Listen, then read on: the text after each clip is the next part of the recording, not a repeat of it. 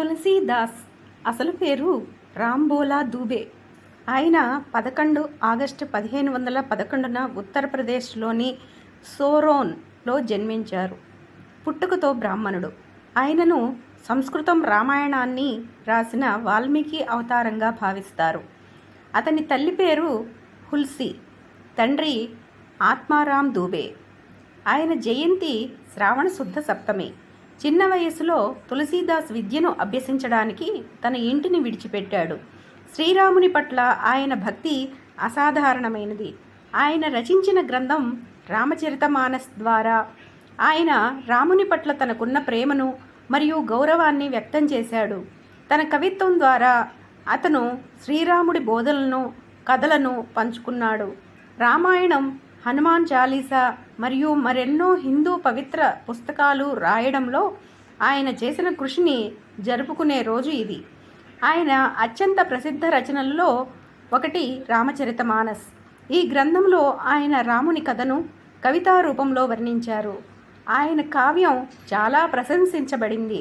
భారతదేశం యొక్క సంస్కృతిని ప్రతిబింబించడంలో గొప్ప పాత్ర పోషించింది. ఆయన శ్రీరాముని అనన్య భక్తుడు.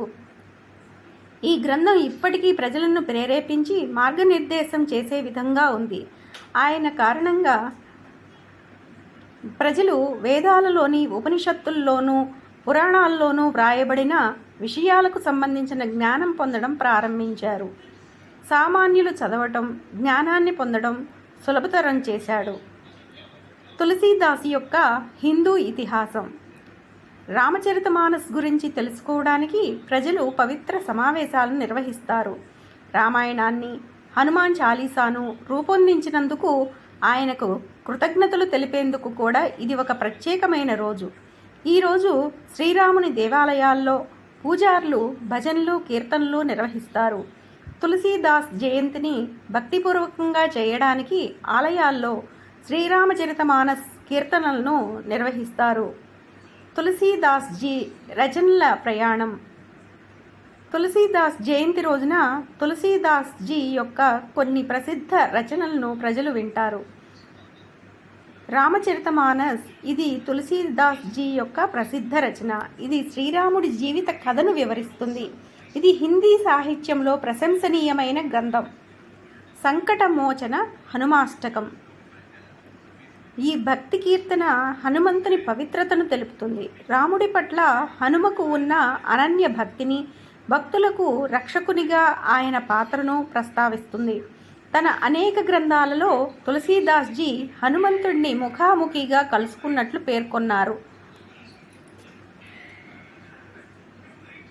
రాముడి పట్ల తులసీదాస్ జీకి ఉన్న నమ్మకాలు హృదయపూర్వక వ్యక్తీకరణ ఇందులో కనిపిస్తుంది.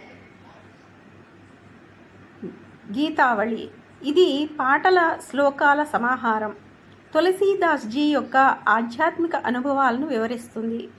కవితావళి. సంక్లిష్టమైన ఆధ్యాత్మిక ఆలోచనలు సరళమైన, శక్తివంతమైన పదాల ద్వారా పంచుకునే తులసీదాస్ జీ సామర్థ్యాన్ని ఇది వివరిస్తుంది. దోహవళి. ఇది ఆధ్యాత్మిక మరియు భక్తి వంటి జీవితంలోని అనేక అంశాలపై జ్ఞానాన్ని అందిస్తుంది.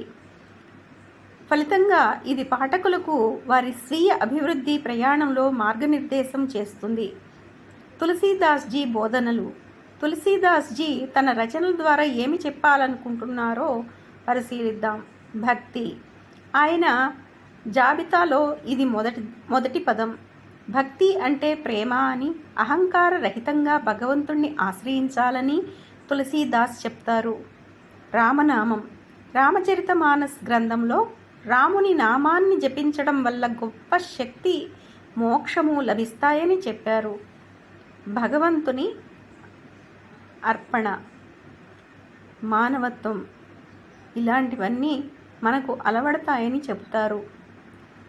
ఈరోజు తులసీదాస్ జీ జయంతి సందర్భంగా మనం ఆ మహానుభావుని తలుసుకున్నాము కొంచెం సేపు. ఇట్టి అవకాశాన్ని మనకి ప్రసాదించినందుకు వారికి కృతజ్ఞతలు తెలుపుకుందాం.